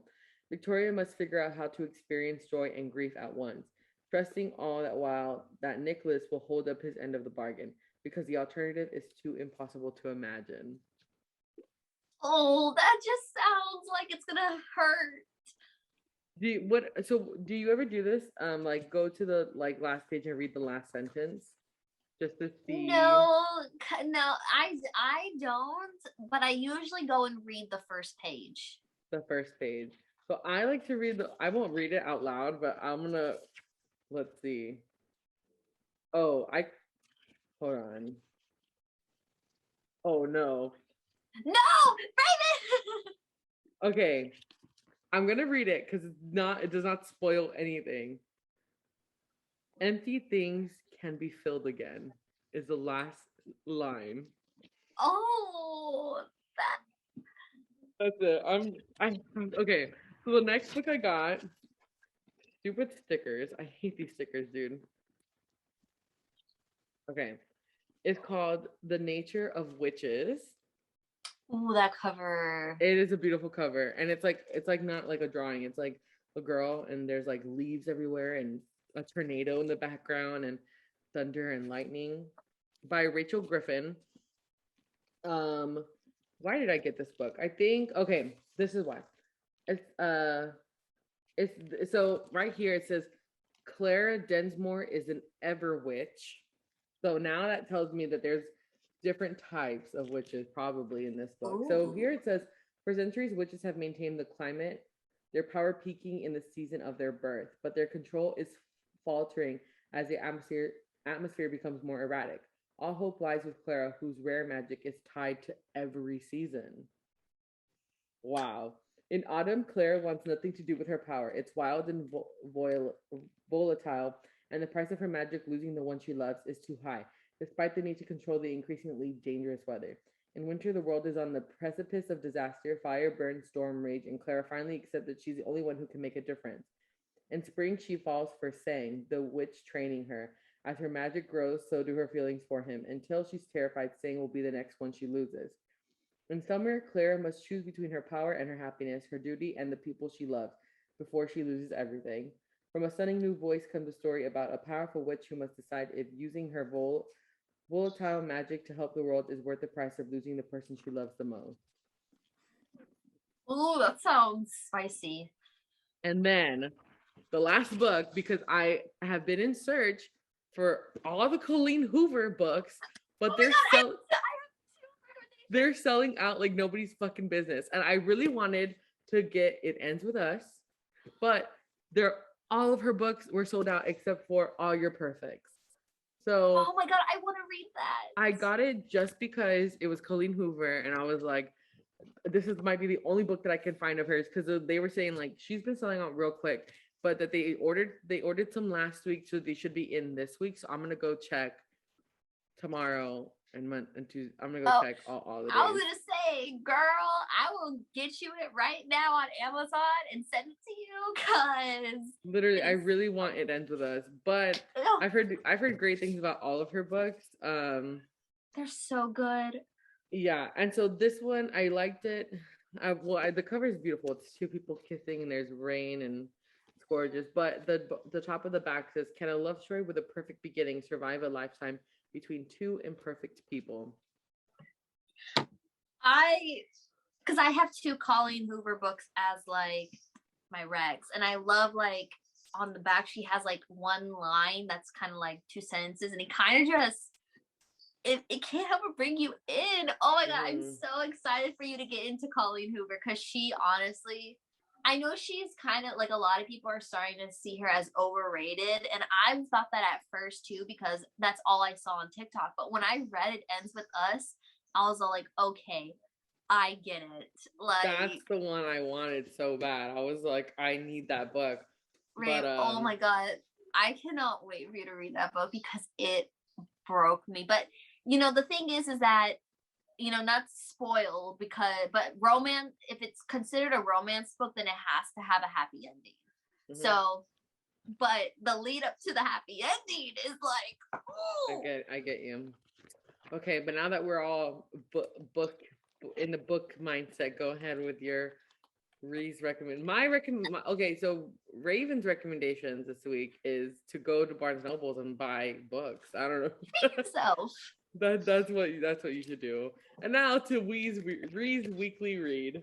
Ree's weekly read. Okay, so we're on the topic of Colleen Hoover, and I have two Colleen Hoover recommendations. So back in July or June, I read It Ends With Us, and that was the intro to Colleen Hoover, because I was never someone who like read romance. I would read books that had maybe a romantic couple, but the main plot of the story was never actually romance. So Colleen Hoover is a romance author, and I was like, okay, everybody's talking about It Ends With Us, I gotta read it. I read it, and I immediately fell in love with Colleen Hoover, and now I'm on the hunt to get any of her books. Mm-hmm. So, and they're going quick, guys. So they're going quick because she's had like a lot of her books have been out for years, but now they're getting popular again, so everybody's taking them. So make sure you get them while you can. She's probably making bank right now. Yes. So I went to Barnes and Noble on Wednesday because I was meeting up with my aunt, and because I was coming back up to my grandma's, and I had to go to Barnes and Noble to get my friend a book for her birthday, because I wanted to get her this. I was looking for a Disney Twisted Tale, so I found it, And then I was like, oh my God, I really want to maybe see about if they have Verity. So Verity is the Colleen Hoover book I'll get into lastly, but this was the one I wanted to get. And because they don't sell this in stores that much, this one, because it was an independent book, this wasn't something that she had published through her main publisher. So when I went to Barnes and Noble, I saw that they had it, and I was like, oh, okay, I got to get it. And then I saw that they had November 9, and this was another one that I was like really interested in. And okay, I read both of these within one day, like of each other. Like I started it and then I ended the same, like 10 hours later. So I think Verity is now my favorite of Colleen's, but it ends with Us will always have a special place in my heart. But November 9th it's a very unique plot. So first it says, like her like hook line says, you'll never be able to find yourself if you're lost in someone else. And so the plot of November 9th can you read that again? It says, you'll never be able to find yourself if you're lost in someone else. Wow. I know. So when I read that, I was like, oh my God, okay, Colleen. And that's really like the main focal point with this romance story. And it says, Fallon meets Ben, an inspiring novelist, the day of her scheduled cross-country move. Their untimely attraction leads them to spend Fallon's last day in LA together, and her eventful life becomes the creative inspiration Ben has always sought for his novel. Over time, and amidst the various relationships and tribulations of their own separate lives, they continue to meet on the same date every year, until one day, Fallon becomes unsure if Ben has been telling her the truth or fabricated a perfect reality for the sake of the untimely plot twist. Can Ben's relationship with Fallon and simultaneously his novel be considered a love story if it ends in heartbreak? So basically, the novel starts up, you meet Fallon, and Fallon is a former actress. Her father was a famous actor. Her parents divorced, and you first meet her talking to her father because she's about to move from LA to New York because she has always wanted to be on Broadway, and I'm gonna love this book, I think. Yes, you're gonna love this because, and like, she was an actress. She was at the prime of her career at 16 years old, but then a fire in her father's house broke out and it almost killed her. So half of her body is like scarred from the fire. And so she's very like, it's like her acting career was put on hold. She lost her contract. Her father isn't very supportive of her going to New York to become a theater actor because he has always been a film and TV. So he doesn't see theater as a way to, do that. But she's at lunch and she sees Ben, and Ben sees her, and it's like they meet because he pretends to be her boyfriend after he overhears the conversation with her father. And they both spend the day together knowing that she's about to take a flight to New York, and they obviously have an attraction to each other, but they don't want commitment because Fallon sees the relationship between her mother and father and is all like, I don't think I'd be able to find myself having a committed relationship until I'm 23 because they're only 18 at this point. So they make a deal, and she knows that he wants to write a book, and she wants to accomplish her goal. So they both make a deal that every year on November 9th, which happens to be the anniversary of the fire, they meet, and same place, same time, they choose it, and they have to update each other on what the year was like. So they have no contact throughout the year, except on November 9th. And their goal is he needs to write the book and she needs to go to auditions and try. So you see their love story happen because each chapter is a new November 9th. So, and then they would figure out if after 5 years they were meant to be. It was so, oh my God, I really love this book. I think you would really like this book, Raven. That is really cute. I'm trying to see because I'm like, should I start with All Your Perfects, which has let's see, 305 pages, or should I start reading this one that I know is gonna fucking kill me? Okay. I know this is going to kill me. So I'm just gonna let you know now, Colleen Hoover is famous for making your heart break with whatever she's writing. And once you read one of her books, you're gonna want to get the rest. That's the point where you're probably gonna be in a reading slump until you get your hands on the next Colleen Hoover book.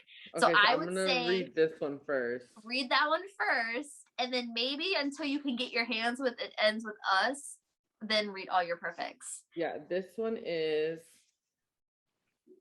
let's see,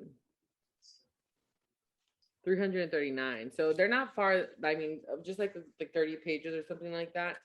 But I just noticed while I was flipping through, you know how like a lot of authors, like Stephanie Meyer does it too, where like they'll start a new chapter on the next page, even if like it's not. Well, this one does not do that, which I kind of like that. Ooh, yeah. Different. Ooh. And the last book, this is Verity. This was Colleen's independent book that she wrote, which because it's not like her normal. Like all of her other books are contemporary romances, but this one is a thriller romance. And I love thrillers. I love suspense. So I was like, okay, I need Verity. So it says, Lowen Ashley is a struggling writer on the brink of financial ruin when she accepts the job offer of a lifetime. Jeremy Crawford, husband of best-selling author Verity Crawford, has hired Lowen to complete the remaining books in a successful series his injured wife is unable to finish. Lowen arrives at the Crawford home, ready to sort through years of Verity's notes and outlines, hoping to find enough material to get her started. What Lowen doesn't expect to uncover is that in the chaotic office is an unfinished autobiography Verity never intended anyone to read. Page after page of bone-chilling admissions, including Verity's recollection of the night their family was forever altered. Lowen decides to keep the manuscript hidden from Jeremy, noting its contents would devastate the already grieving father. But as Lowen's feelings for Jeremy begin to intensify, she recognizes all the ways she could benefit if he were to read his wife's words. After all, no matter how devoted Jeremy is to his injured wife, a truth this horrifying would make it impossible for him to continue to love her. So Lowen is a writer. She's read books and she's in Manhattan. She meets Jeremy in a very, like, my God, Colleen Hoover, her first sentence and first scene is always like, it hooks you. And we're like, I read this, I was like, oh my God, we're starting off strong. And what is it? Do it, like, read the first sentence real quick. Okay. She has 1, 2, 3, 4, 5, 6, 7, 8, 9, 10, 13. 13 books, and that's not including Verity. She has a lot. Okay. Also, I love her dedication notes are so good. To Heath, I love you more today than anything that has come before it. Thank you for being legit. This lady's already gonna make me cry. Okay. Just the first sentence? Just the first sentence usually kind of hooks you. I'm hooked, but I'm like, what? But it's more like a what? It's the doorman didn't smile at me. And then you're like, what? But then you continue reading, and then it's like, what? But it makes sense. So, like, with Verity, let me read you the first line of Verity. It says, I hear the crack of his skull before the splattering of blood reaches me. Because I love that. She's in New York, and immediately the first thing Lowen sees, like, Lowen's just waiting for the freaking thing to cross so she can cross, and someone steps out and they get hit by a car. So that's the first scene. And it's like that day she meets Jeremy Crawford, whose wife is a best-selling author of this 9-book series, but she's only completed the first 6. So she's got 3 books, and she's a very, like, best-selling author, and he hires her to complete his wife's works. But because she was injured in an accident where she can't talk, she can't move, she can't speak, she can't, like, do anything, she's like in a childlike state, but it's like Lowen uncovers a manuscript and she reads it knowing but she reads it because she feels like in order to get into his wife's head to know how she writes, because Verity's books, she writes from the villain's point of view. So she said to Lowen's all like, okay, I need to know how her brain works in order to be able to finish the series. Well, she reads this manuscript that's an autobiography, and it's not like, it's very like, she was all like horrified because she's like, oh my god, I can't believe this. And then strange things just start happening while she's there at the house. Her feelings for Jeremy start to come in, and next thing you know, it's like a revelation. Is just like, what do I do? Do I tell him? Do I not? It's it's so good. And by the way, I gotta rate these spice level because Colleen Hoover does write smut. She does write some sex scenes, and Verity has, I would say, like between a 5 level spice. This one probably has 3.5 to 4. Oh, wow. This one has at least about 2.5 to 3. It ends with us probably has about a 2 spice level. I feel like this one might have a lot because it's 2 people kissing and they look like they're laying down. I haven't read Ugly Love is on my list next to read, but I heard Ugly Love is like her spiciest book to date. I wanted to read you this one, The Vampires, Hearts, and Other Dead Things. So right before it, like you get to the chapter, there's a Buffy the Vampire Slayer quote. So that's cool. And then I love this first line. It's be strong like Buffy. I repeat the mantra in my head as I glare into the garish fluorescent lights. Fluorescent? Oh my god, is that a Twilight reference? I know. She must be a Twilight fan. And the author, she looks cool.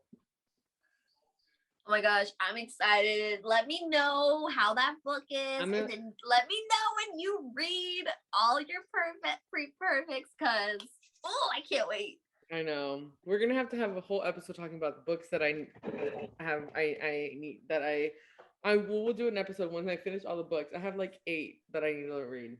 Ooh. I'm currently reading The Breathless, which is the book that I started back the first week of July. That I was only at chapter 3 when I stopped, and now I'm at chapter 8 finally.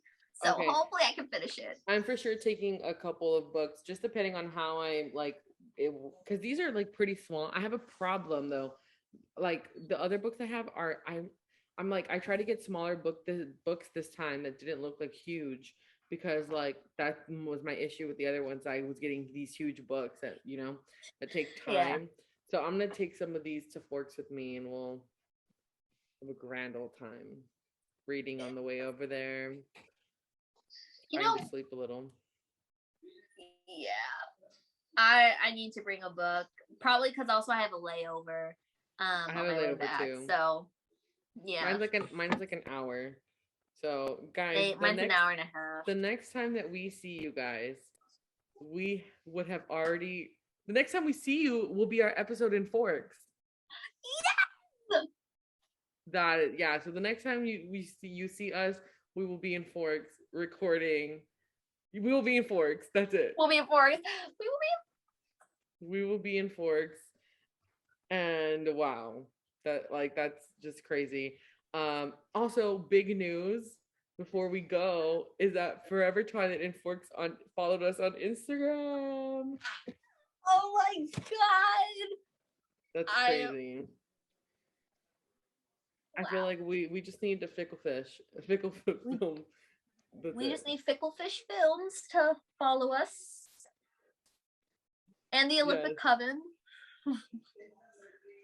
So on our TikTok, we have like a very steady growth of followers on TikTok. We don't have it's not like we have a little bit and we shoot up, like we're a very steady growth. So I really like that. But we have 10K likes on TikTok. That's amazing. Yes. On Instagram, we had a reel that popped off and it has 12.6 thousand likes. And yeah, It's amazing. We've also gained, a couple of followers on Instagram. Maybe we should start doing Instagram recent follower, Shout recent outs. follower. So recent follower for us, Forever Twilight and Forks. We have Cece, and the other Cullen girl who makes like these Twilight bracelets that are super duper cute. And I liked one of her posts because it's a cute little bracelet that's like purple and pink and clear, and it says "Meet me in the meadow," and I thought that was so cute. It's one of those Oh, bracelets. It's one of those bracelets that have like 3 lines and "Meet me in yeah. the meadow," and I thought that was. And they have other ones. Um, they have one that says Denali Coven. They have a Voltor one, Olympic Coven, a rose, one for Rosalie, and it says Forks, Rainy Pines, Edward. I guess it's just like what's on Bella's mind. Um, yeah, so I just thought that those were super duper cute. They have one for like literally all the characters, so that's super cool. Definitely go check them out because I thought that Meet Me in the Metal one was like literally the cutest thing ever, and I was like, I need that. Nice. Um, and then as always, I just want to shout out our mama cat, our Twilight mom. She's amazing. Yes. We were Queen. she messaged me the other day, and we were talking about um because she was watching the episode where my sister said that she would be Jasper's slave, and so Oh she was like, no. she said, please tell your You sister. kept that in? Yeah, I did. Oh my god, Raven. It's okay, but she was like, please tell your sister that I would be his too. And then again, we were just like talking about Twilight and stuff like that, and I told her that um that we appreciate her support and her continuous support, and and literally everything we do. She's like, we could literally like go jump off a cliff and be like, for Twilight. No, I'm kidding. She'd probably be like, don't do that. Like, Don't no, be. no, no. We gotta have y'all here. Yeah, but she's so supportive in every little thing we do on uh on the podcast and on TikTok, on our separate TikToks. She even said like that she loved the Loki episodes too. So Oh yay! I'm glad that so I love love Mama her. Cat. And then yeah, so go. Oh wait, okay, hold on. Maybe I'm not done. Give me a second. So little celebrations. You hit 10.3 thousand followers on TikTok. You're at 1.1 million likes. That's great. And then I've for the past couple months, I was kind of like on a decline. Like I was like staying kind of, I was at like 22, 23. But it's been kind of going up slowly. So I'm at 24.6K now. And I'm at 2.7 million likes. So that's just amazing. And also the anniversary of me being on the NBC interview is coming up in 3 days. Oh my So god! we have a full circle moment, I guess, kind of a little bit. Yeah. Well, 'Cause it was around this time last year that you asked me to do a podcast with you. It So literally was, yeah. I feel like let me see. I have to still have them. I don't think I deleted them. I don't even know how to delete messages on TikTok. Let's see. Okay, I'm going all the way up.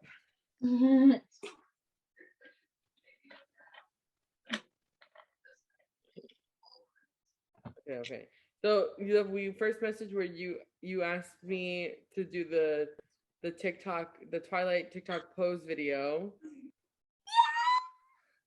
I gotta repost that because it's been a year. Yeah, that was a good video. Oh my gosh, I can't. Did I do it on Instagram? Yeah, you did it on Instagram. You messaged me on Life's Caroline. Okay, let me go to Instagram. Let me go to Instagram then. I was like looking at our TikTok messages and I was like, I don't see it. Okay, scroll.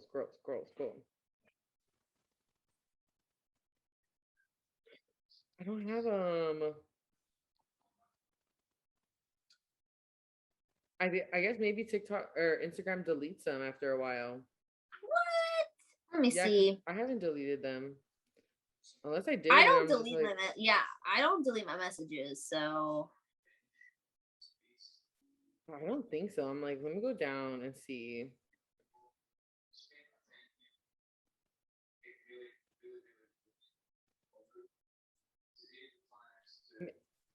Mm,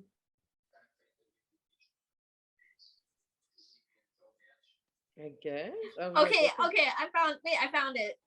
Oh, Because the first thing that you sent me was on August 24th, and it says, please tell me you're auditioning for the Cullen show on TikTok. And then we talked about that because you were going for Esme and I was going for Alice. Um and then it was August 26th. You said, so I have an idea. I wanted to run by you. It's not like 100% thought out, but I figured that's where you would come in. LOL. And I'm like, I'm listening. And then you said, so I want to start a podcast. And I was hoping that you would be down to co-host with me. And I'm like, in all capital letters. Oh my gosh. oh. So it was August 25th. No, 26th. So So in literally, 4 days. it's 4 days. I was gonna say 3. 4 days will be the 1 year of us like even talking about a podcast. That's wild. We for that 1 year we have to post those screenshots of that. we do. And then we gotta do like a little like montage of all of our like episodes. Yeah. Cheers. And then I have your video that you sent me for the pose video, and because you did Stephanie. I did do Stephanie. I think that was a great video too. I love it. I'm gonna repost that probably at 1 a.m. when like the new hashtags come out on TikTok, so I can try and like get it to go viral. I need to post. I haven't. When was the last time I posted? I'm gonna post one tomorrow when I'm on my break in class because I have. I don't know if you saw, but I put up my giant Edward tapestry in my classroom. I saw it. Looks so cool. It's literally the coolest thing. And I was gonna. There was that trend going around that says, "We stand for the flag, and if you don't like it, we don't care." And I'm gonna show the Edward. You better. So I'm gonna do that. So, gosh. Well, guys, that concludes episode 29. 29? Yeah. Maybe. So basically, what you can gather from this is we love Carlisle Cullen. Follow us for forks and read a Colleen Hoover book if you haven't already. Yes, please. Yeah, this will be episode 28, because the one I'm posting the one for tomorrow will be 27. So this is episode 28. Okay, guys. So thank you for joining us. I am so excited. Okay. Follow us on our Instagram and our TikTok at the Bite Podcast RR. If you go to our Instagram, or no, if you go to our TikTok and you click, there should be a YouTube thing. Whenever you click the Instagram logo, it should have both. I did not realize until recently that it was linked to my personal account and not my personal YouTube account and not the Bite. And so it's because I had got a comment on one of our videos that was like, love your podcast. I just wanted to let you know that I did have trouble finding it. And I was like, oh no, why? So because I could have sworn that I had it linked, but I went and checked and it was because of that. But the thing is, I was like, I don't even know why that happened. I guess maybe like my emails or whatever the case might be. Yeah. So yeah, because when I tried linking my life-size Coraline Instagram to my TikTok, it wouldn't work. It would only do my main. And I was like, okay, well, I don't want my main profile because that's on private for like friends and family. So I think what I'm gonna do too is link the Bite Podcast YouTube to my personal TikTok account also, just in case, because sometimes I do get some followers like from TikTok on my Instagram, so they click and they see that we have those that it'll pop up both. But then also, we also have a flow page on our Instagram. We don't have the option to put a link on our TikTok, like a link on our TikTok yet. So that's why our flow Yeah. page is not up on there. But if you go to our Instagram, there's a flow page and it has literally like everything. It has our social medias, our Twitters, everything. So go follow us. Go follow us on YouTube. Try to get my goal for the end of the year is to have at least 100 followers on YouTube, and I think we're and 100 followers on Spotify too. We're like almost there. I think we're like 30, and we know like 26 more or like 16 more for YouTube or something like that. Yeah, we've gotten a So few. we're almost there. And then my goal for the end of the year for Instagram, guys, is 300 followers on Instagram, which I think is so doable. So we gotta go push this out to your friends and your besties and give us shout outs on your Instagram or wherever, because yeah, you and your friends don't want to miss this podcast. It's a great podcast and we have a fun time here. Yes, and we have a lot of cool ideas for the future for you guys. So you don't want to miss it. So many cool ideas that like I would want to listen to this podcast. If I didn't edit these videos for forever, I would probably listen to our podcast. Yes. I would too. I sometimes do, like, I'll go back and listen to it just to, like, like, oh man, okay, I wish I brought this up, or I'm going to forgot to bring this up in the future. Mm-hmm. Yeah. So I'm gonna push all our accounts to like all my coworkers and be like, go follow me, besties. Go follow us, besties. Oh, okay. Well, that was it, guys. We love you so much. We appreciate you so much. Make sure you turn on notifications on YouTube or Spotify, because I think you can do that on Spotify too. And Ooh. we will see you guys in Forks. We'll see you in Forks, baby. Bye, guys. Bye.